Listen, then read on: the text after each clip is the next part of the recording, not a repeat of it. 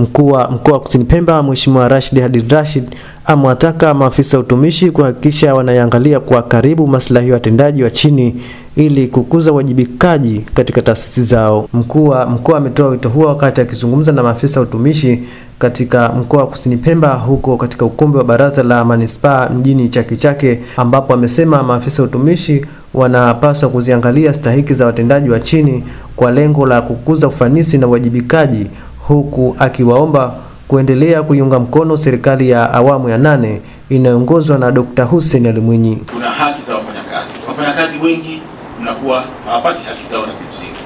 Kuna haki za kwenda likizo, kuna haki nyingine sio za nini, matibabu, kuna mambo mengine ruhusa kwenda pale fulani. Hii mambo muhimu ya kuzingatia. Naombeni sana watumishi.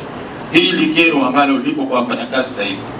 Nimezungumza na wafanyakazi kidogo, wamenipa hili kwamba tuna haki zetu za kimsingi. Maposho wetu ambayo tunastahili tunachelewa, hatupewi, au tukipewa tunaweza tukafika miaka 2 au 3.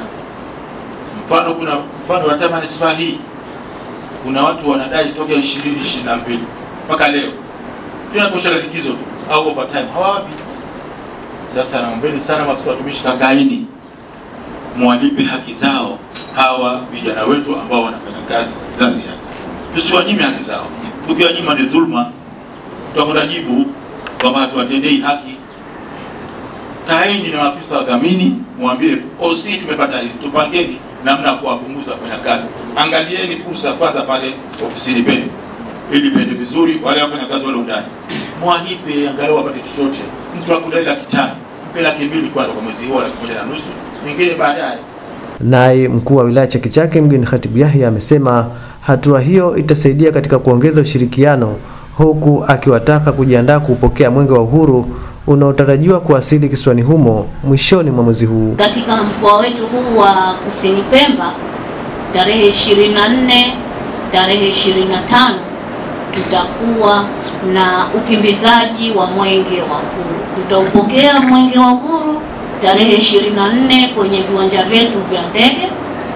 Kwenye kabrasha la mwenge wa uhuru limetuelekeza mwenge wa uhuru ukeshwe na watendaji wa serikali pamoja na wananchi.